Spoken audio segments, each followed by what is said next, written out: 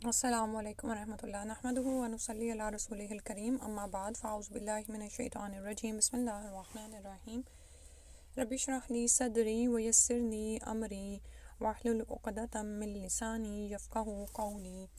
کتاب ہم پڑھ رہے تھے وہ باتیں جن کا نہ جاننا کسی مسلم کے لیے روا نہیں، یعنی جائز نہیں، اور اس میں ہم نے 2 لیسن ہو گئے تھے۔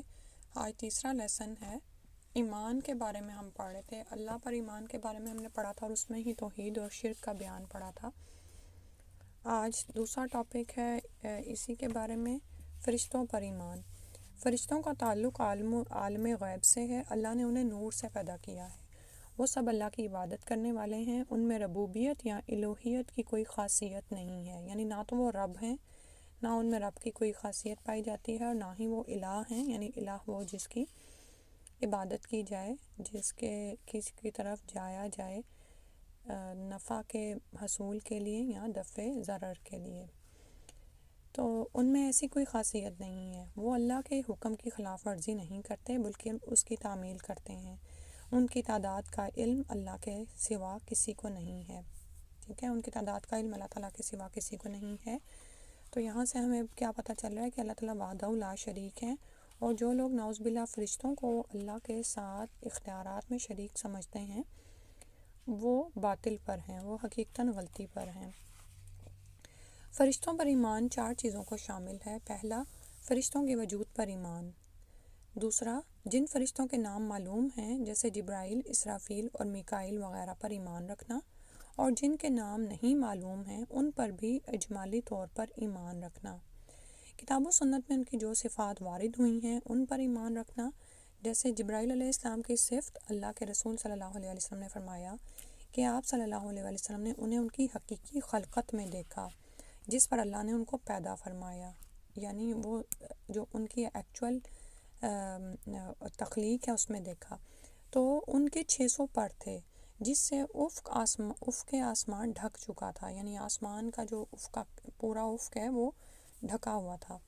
فرشتوں کے جن کاموں کا ہمیں علم ہے ان پر ایمان رکھنا، جیسے بلا کسی تھکان یا کاہلی کے ان کا دن رات اللہ کی تسبیح اور اس کی عبادت میں مصروف ہونا، جبریل علیہ السلام کا امانت وحی کی ذمہ داری اٹھانا، اسرافیل علیہ السلام کا نفخ صور پر مقرر ہونا، ملک الموت کا موت کے وقت روح قبض کرنے پر مامور ہونا، مالک جہنم کا ذمہ دار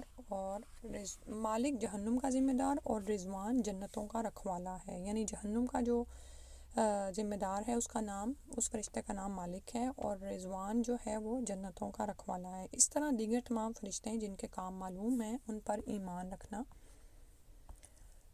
اس کے بعد ہے کتابوں پر ایمان۔ کتابوں سے مراد وہ آسمانی کتابیں ہیں جو اللہ تعالیٰ نے اپنے رسولوں پر نازل کیں بشریت کی ہدایت اور ان پر رحم و کرم کا معاملہ کرتے ہوئے تاکہ سعادت دارین نصیب ہو۔ سعادت دارین مطلب دونوں جہانوں کی فلاح۔ کتابوں پر ایمان 4 امور کو شامل ہے۔ اس بات پر ایمان کہ ان کتابوں کا اللہ تعالیٰ کی جانب سے نازل ہونا حق ہے۔ جن کتابوں کے نام معلوم ہیں ان پر ایمان رکھنا، جیسے قرآن جو محمد صلی اللہ علیہ وسلم پر نازل ہوا، توریت جو موسیٰ علیہ السلام پر نازل ہوئی، انجیل جو عیسیٰ علیہ السلام پر نازل ہوئی، اور زبور جو داؤد علیہ السلام کو عطا کی گئی۔ اور جن کتابوں کے نام نہیں معلوم ہیں ان پر بھی اجمالی طور پر ایمان رکھنا۔ ان کی خبروں کی تصدیق، جیسے قرآن اور غیر محرف کتب سابقہ کی خبریں، ٹھیک ہے، اسی طرح یعنی جو خبریں ان کتب نے ہمیں بتائی ہیں، ان کتابوں نے ہمیں بتائی ہیں، ہم ان کی تصدیق کرتے ہیں، یہاں تک کہ قرآن سے پہلے جو کتابیں اتریں ہم اس پر ایمان رکھتے ہیں، اور ان میں سے جو چیزیں تحریف شدہ نہیں ہیں ہم ان کو بھی مانتے ہیں کہ وہ اللہ کی جانب سے نازل شدہ ہیں۔ تحریف کا مطلب ہوتا ہے یعنی ان میں تبدیلی نہیں کی گئی ہے۔ ان کتابوں کے ان جملہ احکام پر بررضا و رغبت عمل کرنا جو منسوخ نہیں ہوئے، خواہ ہم ان احکام کی حکمت کا ادراک کر سکیں ہوں یا ہم ایسا کرنے سے قاصر رہے ہوں، ٹھیک ہے، یعنی جب ہمیں پتہ چل گیا کہ جب ہم نے یہ مان لیا کہ یہ کتابیں اللہ سبحانہ وتعالیٰ کی طرف سے نازل ہوئی ہیں اور اللہ کو ہم اپنا رب، اپنا الہ مانتے ہیں، تو پھر اس کے احکامات پر بھی عمل کریں گے، ٹھیک ہے۔ تو وحی الہی کے ذریعے جو احکامات ہم تک پہنچے ہیں ہم ان کو برضا و رغبت مانیں گے، تسلیم کریں گے اور ان پر عمل کی کوشش کریں گے، خواہ ہمیں ان کی حکمت سمجھ آئے یا نہ آئے۔ مثال کے طور پر آج کے دور میں جو شرعی سزائیں دی جاتی ہیں ان پر ہی کتنا زیادہ یعنی کہ باتیں کی جاتی ہیں، تو ان کی آپ کو اگر حکمت سمجھ آئے یا نہ آئے کہ چور کا ہاتھ کیوں کاٹا جاتا ہے یا قصاص کا قانون کیوں نافذ کیا گیا ہے، تو لیکن کیا ہے کہ ہم اس کو مانیں اور اللہ تعالیٰ سے توفیق کی دعا مانگیں کہ یا اللہ جن احکامات کی ہمیں نہیں بھی سمجھ آتی اور ان پر ہمارے دل بے چین ہیں، اللہ تعالیٰ آپ اس بے چینی کو ختم کر دیں اور ہمارا اپنے احکامات پر شرع صدر فرما دیں اور جو کرنے کے کام ہیں ان کو کرنے کی توفیق دے دیں، ٹھیک ہے۔ اور یہ یاد رہے کہ سابقہ تمام کتب قرآن کریم کے ذریعے منسوخ ہو چکی ہیں، یعنی جو لیٹسٹ ورژن آپ کے پاس ہے وہ قرآن ہے، لہٰذا پہلی کتابوں کے احکام میں سے کسی حکم پر عمل کرنا جائز نہیں ہے، مگر اس سے وہ حکم مستثنیٰ ہے یعنی ایگزمپٹڈ ہے جو صحت کے درجے کو پہنچ جائے، نیز قرآن کریم نے اسے منسوخ نہ کیا ہو بلکہ برقرار رکھا ہو، جیسے شادی شدہ زانی کی سزا جو ہمیں کتاب توریت سے ملتی ہے اور نبی صلی اللہ علیہ وسلم نے اسی کو قائم رکھا، تو پھر ہم اسی کو ہم بھی قائم کریں گے، ٹھیک ہے۔ اس کے بعد ہے رسل علیہ السلام پر ایمان۔ رسول وہ عظیم انسان ہے جن کی طرف بذریعہ وحی شریعت نازل کی گئی اور انہیں اس کی تبلیغ کا حکم بھی دیا گیا۔ ان کی پہلی کڑی نوح علیہ السلام ہے اور آخری محمد صلی اللہ علیہ وآلہ وسلم ہیں۔ وہ بشر ہیں، مخلوق ہیں، ان میں ربوبیت یا الوہیت کی کوئی خاصیت نہیں ہے۔ سبحان اللہ، آپ یہ دیکھیں کہ یہ لائن بار بار آ رہی ہے، فرشتوں پر ایمان کے حوالے سے بھی آئی اور رسولوں پر ایمان کے حوالے سے بھی آئی، کیونکہ ہم سب جانتے ہیں کہ جیسے مشرکین مکہ کیا کرتے تھے، فرشتوں کو اللہ تعالیٰ کے ساتھ اللہ کے اختیارات میں شریک ٹھہراتے تھے۔ اسی طرح توریت کے ماننے والوں نے کیا کیا، یعنی بنی اسرائیل نے، انہوں نے عزیر علیہ السلام کو اللہ کا بیٹا قرار دیا، نعوذ باللہ من ذالک، ٹھیک ہے۔ اور اسی طرح عیسیٰ علیہ السلام کو ان کی قوم نے اللہ کا بیٹا کہنا شروع کر دیا۔ تو بتایا گیا کہ پھر جو رسول ہیں وہ بشر ہیں، وہ انسان ہی ہیں، وہ مخلوق ہی ہیں، ہاں اللہ سبحانہ وتعالیٰ نے ان پر وحی نازل کر کے ان کی فضیلت کو بڑھا دیا، لیکن ان میں ربوبیت یا الوہیت کی کوئی خاصیت نہیں ہے، نہ تو وہ رب ہیں، یعنی نہ تو انہوں نے پیدا کیا ہے، نہ وہ کسی کے مالک ہیں، یعنی نہ تو کسی کے مالک ہیں اور نہ ہی کسی پر کچھ اختیار کی ملکیت رکھتے ہیں، ٹھیک ہے، اور نہ ہی وہ لوگوں کے کاموں کی تدبیر کر رہے ہیں، الا یہ کہ جو کچھ اللہ سبحانہ تعالیٰ نے ان کی طرف وحی کی اور اس کے مطابق وہ عمل کرتے رہے۔ اسی طرح ان میں الوہیت کی بھی کوئی خاصیت نہیں ہے، مطلب یہ کہ وہ الہ نہیں ہیں، ٹھیک ہے، کہ جن کی عبادت کی جائے، ان کے سامنے جھکا جائے، ان سے مانگا جائے، نعوذ باللہ، ٹھیک ہے۔ رسولوں پر ایمان مدرجہ بالا باتوں کو شامل ہے، اس بات پر ایمان کہ ان کی رسالت اللہ کی جانب سے حق ہے، یعنی ان کی طرف جو فرشتے آئے اور ان تک اللہ کے پیغامات آتے تھے، تو ہم اس بات پر ایمان رکھتے ہیں کہ برحق ہے۔ جو شخص ان میں سے کسی ایک کی رسالت کا انکار کرے گا، یعنی اگر کوئی شخص کہے کہ سارے انبیاء میں سے فلاں نبی کو میں نہیں مانتا یا رسول کو میں نہیں مانتا، تو وہ تمام رسولوں کا منکر ہوگا، ٹھیک ہے، کیونکہ یہ تمام رسول ایک ہی لڑی کے سمجھے کہ موتی ہیں اور ایک رب ہی کی طرف سے ایک ہی پیغام یعنی توحید کا پیغام ہی وہ دیتے رہے۔ اور آپ یہ دیکھیں کہ رسولوں کی صداقت کا یہ سب سے بڑا ثبوت ہے کہ ان کی تعلیمات میں ہمیں کوئی کنٹراڈکشن نظر نہیں آتی، کوئی اختلاف نظر نہیں آتا۔ ہم جب دورہ قرآن کرتے ہیں، انشاءاللہ ہم کریں گے، تو آپ یہ دیکھیں مختلف قوموں کی طرف جب رسول بھیجے گئے ہیں، ہر رسول نے آ کر یہی کہا ہے، توحید کا پیغام دیا کہ اللہ ہی وحدہ لا شریک ہے، اسی پر ایمان لاؤ اور میں تم پر اس پر کسی اجر کا مطالبہ نہیں کرتا، اور یعنی توحید کا پیغام ہر رسول نے یہی کہا ہے، ٹھیک ہے۔ تو ایسا ہوتا نہیں ہے کہ پے در پے آنے والے تمام لوگ ایک بات پر متفق ہوں، وہ ہمیں رسولوں میں نظر آتا ہے، اور یہی ان کی صداقت کا سب سے بڑا ثبوت ہے کہ وہ ایک الہ، ایک خالق کی طرح سے مبعوث کیے گئے اور انہوں نے ایک ہی اسلام کا ہی پیغام دیا، ٹھیک ہے۔ تو اب ان میں سے کسی بھی رسول کو متعصب ہو کر اس کا انکار کر دینا دراصل کیا ہے کہ آپ پوری یعنی کہ رسالت ہی کڑیوں کا انکار کر دیتے ہیں. آپ پوری اس کڑی کا جس کے تمام رسول ایک سارے اس کے ہیں تو آپ اس کا انکار کریں نعوذ باللہ. ان رسولوں پر ایمان لانا جن کے نام ہمیں معلوم ہے، مثلا حضرت محمد صلی اللہ علیہ وسلم، ابراہیم، موسیٰ، عیسیٰ اور نوح علیہ السلام، اور رسولوں میں سے ان پانچوں کو اولو العزم کی صفت سے موصوف کیا جاتا ہے، یعنی کہ اعلیٰ عزم والے پیغمبر تھے یہ. اور جن انبیاء کرام علیہ السلام کے اسماء گرامی یعنی ان کے نام کا ہمیں علم نہیں، ان پر بھی اجمالاً ایمان لانا ہم پر لازم ہے. ارشاد باری تعالیٰ ہے اور سورہ غافر کی آیت نمبر 78 ہے، اور ہم نے آپ سے پہلے بہت سے رسول بھیجے، ان میں کچھ تو ایسے ہیں جن کے حالات ہم نے آپ پر بیان کر دیے ہیں، اور کچھ ایسے ہیں جن کے حالات بیان نہیں کیے. ان کی جو خبریں صحت کے درجے کو پہنچیں ان کی تصدیق کرنا، خاتم النبیین محمد صلی اللہ علیہ وسلم کی شریعت پر عمل کرنا. اللہ سبحانہ وتعالی ہمیں اس کی توفیق عطا فرما دے. پھر اس کے بعد پانچواں رکن ہے آخرت کے دن پر ایمان.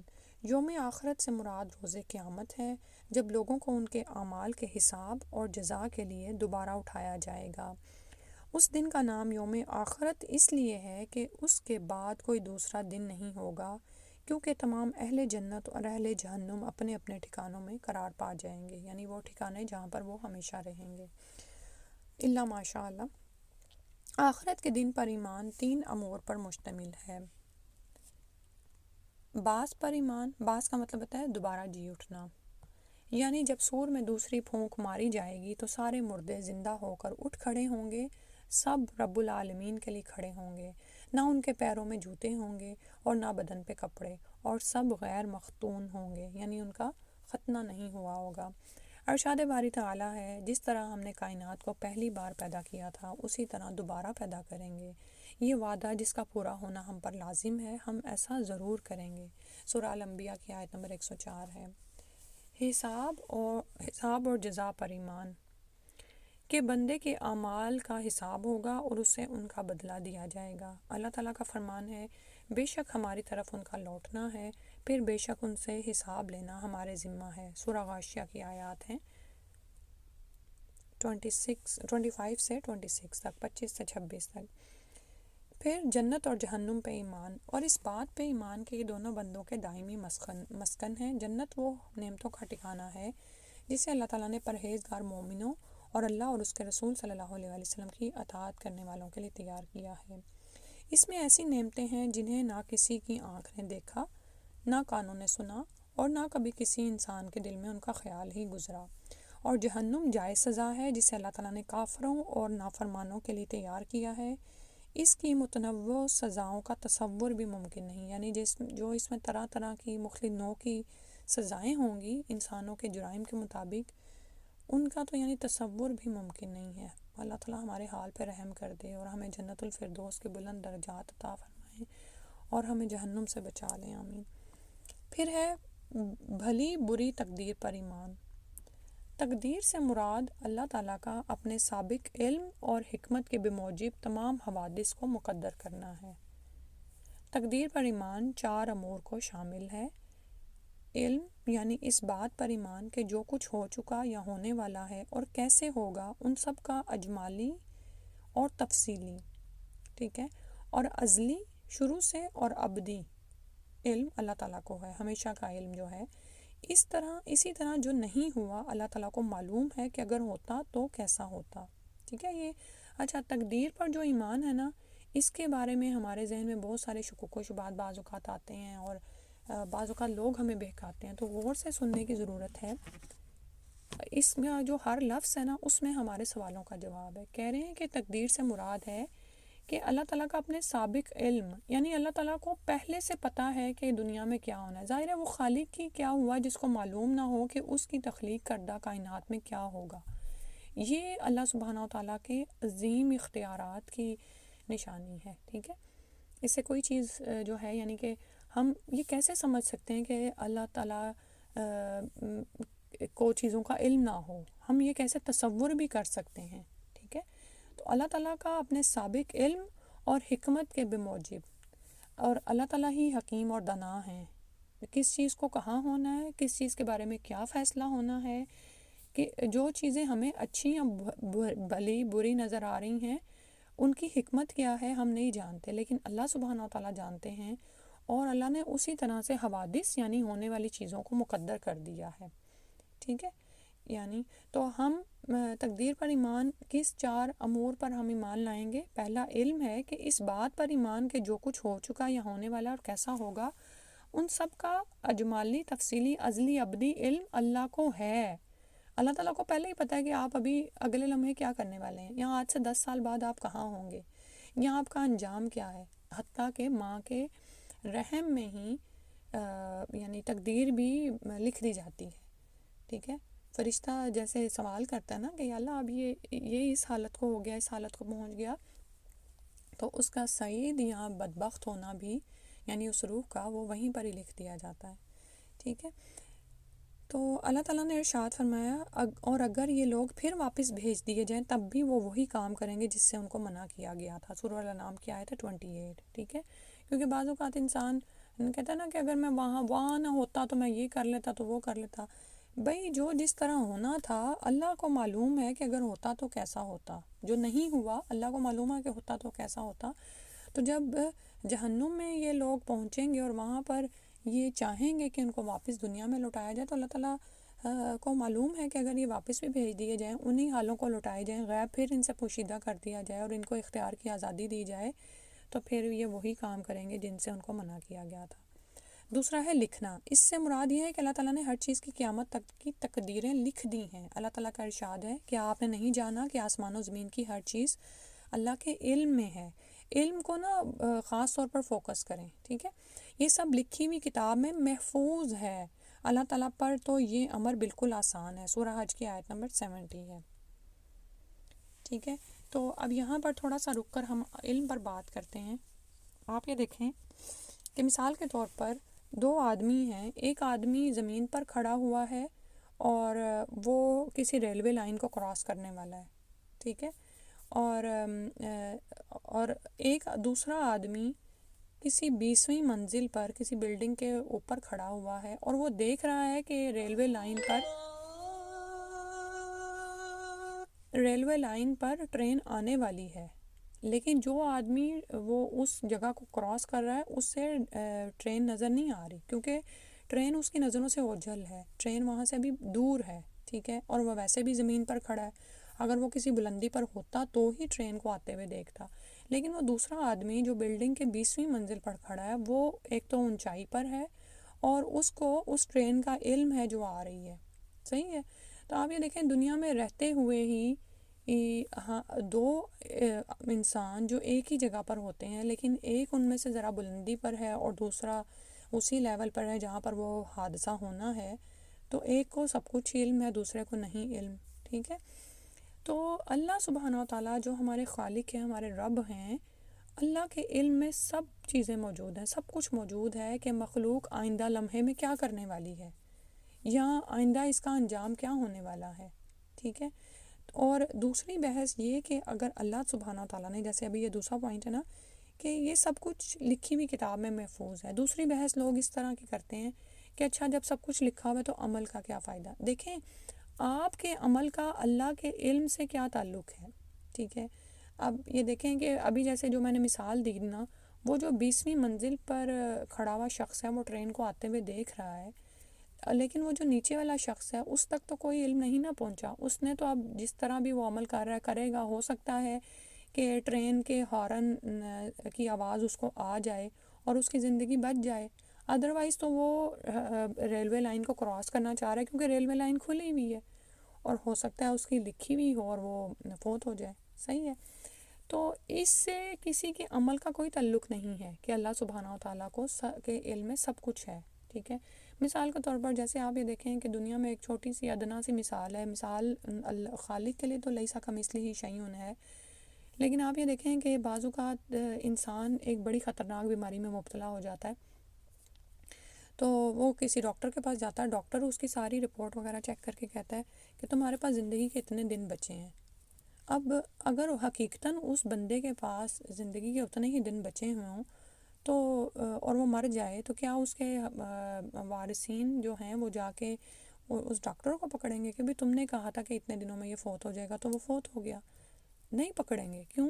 اس لیے کہ ڈاکٹر نے جو بات کی ہے وہ اس نے اپنے علم، تجربے اور مشاہدے کے مطابق کی ہے کہ جو اس بندے کی روٹین چل رہی ہے اور جس طرح کی اس کو بیماری لاحق ہے اور جس طرح کے ایسے مریضوں کے ساتھ ہوتا رہا ہے، اس کی بنیاد پر اس نے ایک بات کر دی ہے. ٹھیک ہے؟ تو لیکن اس کا یہ مطلب نہیں ہے کہ اب وہ آدمی اپنا علاج نہیں کرے گا، یا یہ کہ جن باتوں سے اس کو روکا ہے وہ یعنی پرہیز وغیرہ اگر ڈاکٹر نے کچھ بتائی ہے اور کچھ ایکسیپشنز اس کو بتائی ہیں کہ اگر تم یہ اعمال کر لو گے تو شاید بچ جاؤ، تو وہ کرے گا نا اپنی زندگی بچانے کے لیے. حالانکہ ڈاکٹر نے اس کو ایک علم تو بتایا ہے کہ اتنے دنوں میں تمہاری موت واقع ہو سکتی ہے. تو لیکن اس طرح کی جو چیزیں ہیں نا، بحث وغیرہ ہے نا، وہ جب ہم تقدیر کے بارے میں پڑھتے ہیں نا تو انسان سب سے زیادہ اپنی آخرت سے غافل ہوتا ہے. یہی اگر آپ کو بتایا جائے کہ آپ کا رزق لکھا ہوا ہے تو پھر آپ ہاتھ پر ہاتھ رکھ کے نہیں بیٹھیں گے کہ اچھا رزق لکھا ہوا ہے نا، خود ہی کھانا اٹھ کے منہ میں چلا جائے گا. یہ ہم دنیا کے معاملے میں تو نہیں کرتے، آخرت کے معاملے میں لوگ بڑے آرام سے کر دیتے ہیں کہ اچھا اگر اللہ نے لکھا ہوا ہے تو ہدایت کی توفیق ہو جائے گی تو پھر ہم نماز بھی پڑھ لیں گے. سبحان اللہ. اللہ کے علم میں اگر ہے یا اللہ تعالیٰ نے ایک بات لکھی ہوئی ہے تو اس سے آپ کے عمل کا کیا تعلق ہے؟ اللہ کے ہاں یہ بھی تو لکھا ہوا ہے کہ یہ شخص یہ عمل کرے گا تو ہی یہ چیز پائے گا. ٹھیک ہے؟ تو پھر ہم پر کیا لازم ہے کہ ہم عمل کریں اور اپنی تقدیر کو پہنچیں. یہ اس چیز کا اختیار ہمیں دیا گیا ہے. ٹھیک ہے؟ پھر اس کے بعد ہے مشیت. اللہ سبحانہ وتعالیٰ سمجھ عطا فرما دے. اس کے بعد ہے مشیت. اس کا مطلب ہے اس بات پر ایمان رکھنا کہ اس کائنات میں صرف وہی ہوتا ہے جو اللہ تعالیٰ چاہتا ہے. ٹھیک ہے؟ یہ ہمارا ایمان ہے کہ اللہ سبحانہ اس کائنات میں ہونا وہی ہے جو اللہ تعالیٰ چاہتے ہیں. ارشاد باری تعالیٰ ہے اور آپ کا رب جس چیز کو چاہتا ہے پیدا کرتا ہے اور جو چاہتا ہے اختیار کرتا ہے. القصص کی آیت نمبر 68 ہے. اور انسان کی مشیت اللہ کی مشیت کے دائرے سے باہر نہیں نکل سکتی، جیسا کہ اللہ تعالیٰ نے فرمایا اور تم رب العالمین کے چاہے بغیر کچھ نہیں چاہ سکتے. سورہ تکویر کی آیت نمبر 29 ہے. اچھا، اب مشیت پر بھی لوگ بہت بحث کرتے ہیں کہ جب اللہ ہی کی چاہت سے سب کچھ ہونا ہے تو ہمارا عمل، آپ یہ دیکھیں کہ اللہ سبحانہ و تعالیٰ نے آپ کو بالکل ہی محتاج یا اپنی کہتے ہیں جیسے اپنے اختیار کے انڈر نہیں رکھا.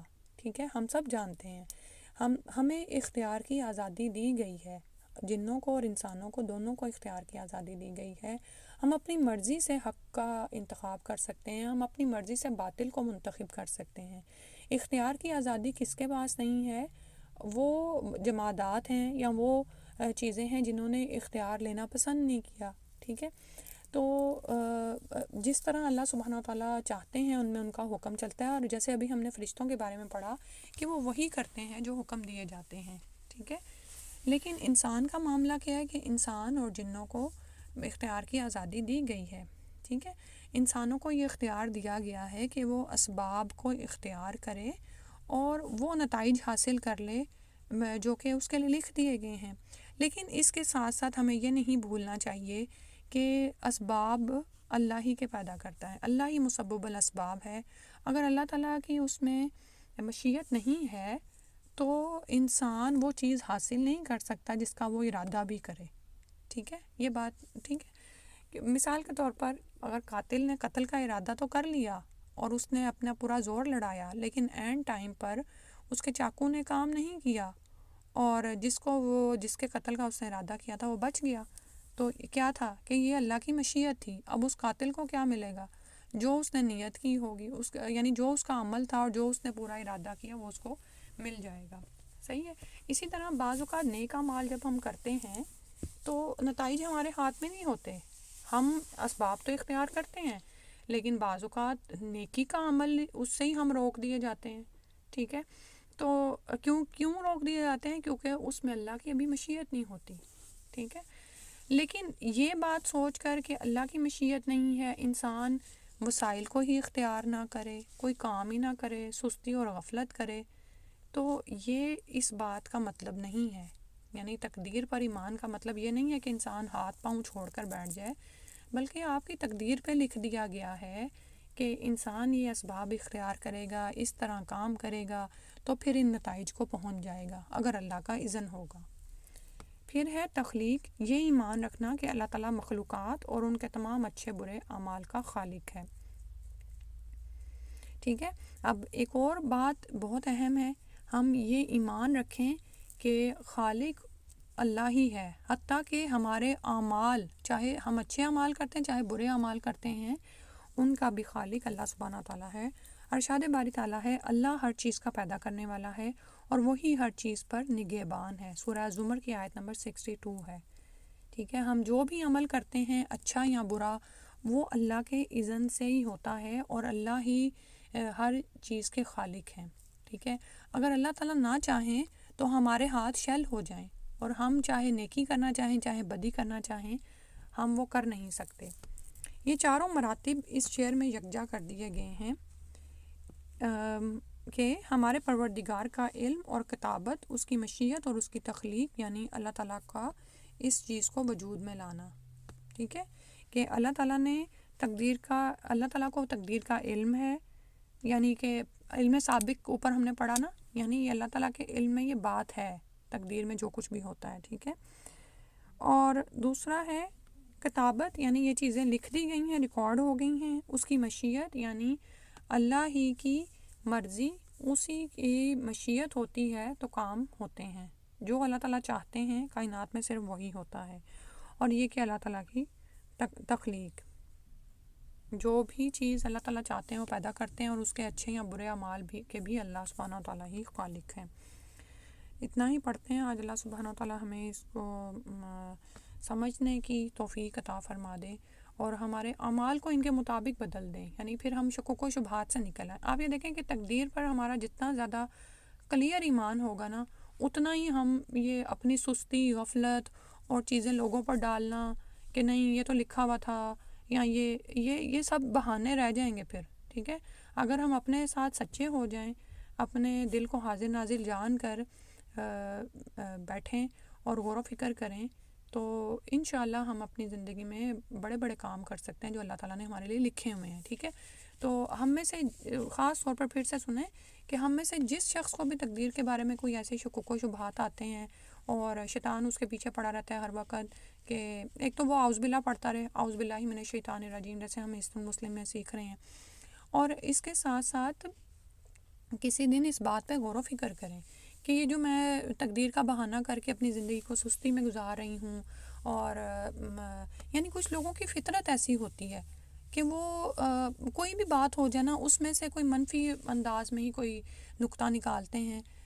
اللہ کے بارے میں شکوے شکایات، اللہ نے میری قسمت میں ایسا لکھا ہوا ہے تو یہ ہو جاتا ہے، یہ فلاں جو ہے وہ ہمیشہ میرے ساتھ برا کرتا ہے تو میری تو تقدیر ہی بری ہے، میرے سے تو کوئی کام سیدھا ہوتا ہی نہیں ہے. آپ یہ دیکھیں کہ ایسی اپروچ کے ساتھ میں اب یہ باتیں کر رہی ہوں تو آپ کو بھی سمجھ آ رہی ہوگی، ایسی اپروچ کے ساتھ کون سا بندہ صحت مند رہ سکتا ہے اور کون سا بندہ پھر کوئی اٹھ کے کام کر سکتا ہے. ٹھیک ہے، اللہ سبحانہ تعالیٰ نے ہم میں سے ہر انسان کو بے شمار نعمتیں دی ہیں کہ اگر ہم وہ گننا چاہیں تو ہم شمار نہ کر سکیں. ٹھیک ہے، اسباب مختلف طرح کے دیے ہیں، ہم اٹھیں اسباب کو لڑائیں. ہم کیوں پہلے سے یہ سوچ کے بیٹھ جائیں کہ نہیں میری تقدیر بری ہے، اس کا انجام برا ہوگا، اللہ تعالیٰ یہ چاہیں گے نہیں تو نہیں ہوگا. نعوذ باللہ من ذالک، اللہ تعالیٰ ہمارے حق میں کوئی ظالم نہیں ہے، ہمارے ساتھ کوئی ظلم نہیں کرتے، ہمیں بس اختیار کی آزادی دی گئی ہے. اس کے ساتھ ساتھ ہمارا ایک دشمن شیطان ہے جو ہر وقت ہمارے ساتھ لگا ہوا ہے. ٹھیک ہے، تو اللہ سبحانہ تعالیٰ ہمیں حق پر قائم کر دے، ہم مثبت سوچیں، اپنے دل کو اللہ کے لیے خالص کر لیں، اپنے دل میں اللہ کی محبت لانے کی کوشش کریں. آپ یہ دیکھیں کہ ہم یہ بھی تو پڑھتے ہیں نا کہ اللہ تعالیٰ تمہارے گمان کے ساتھ ہوتے ہیں.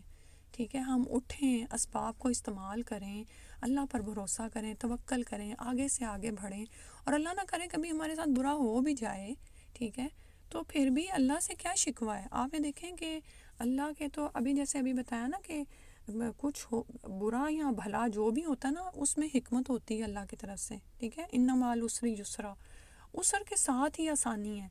بعض اوقات جس چیز کو ہم اپنے لیے بڑا برا سمجھ رہے ہوتے ہیں اس میں ہمارے لیے کتنی خیر نکل آتی ہے. ٹھیک ہے، تو میری دعا ہے آپ کے لیے بھی اپنے لیے بھی کہ اللہ سبحانہ تعالیٰ ہمارے دلوں کو خوش اور آباد رکھیں، اپنے لیے خالص رکھیں، ہم اللہ سے خوش ہوں، ہم خوشی اس دنیا میں دین کے دنیا کے جو بھی جائز امور ہیں کرتے رہیں، اور اللہ سبحانہ تعالیٰ ہماری موت کو بھی آسان فرما دیں اور ہمارا خاتمہ اسلام پر فرما دے، آمین یا رب العالمین۔